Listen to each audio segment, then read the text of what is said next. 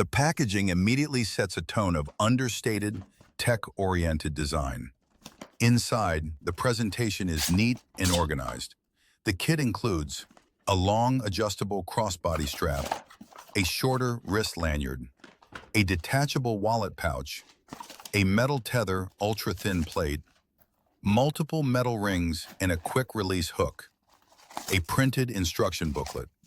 Each component is individually placed, and the inclusion of multiple attachment points and accessories suggests flexibility right out of the box. The instructions are clear. The setup process is very intuitive, even for first-time users. The overall build quality is one of the strongest aspects of this kit.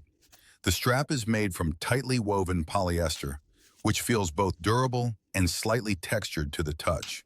It resists fraying and maintains its structure well, even after extended use. The stitching is consistent and reinforced at stress points, particularly near the attachment loops.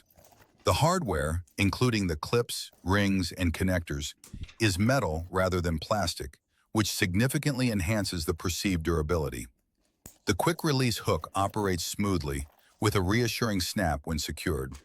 The wallet pouch is compact and lightweight, constructed from a synthetic material that strikes a balance between rigidity and flexibility.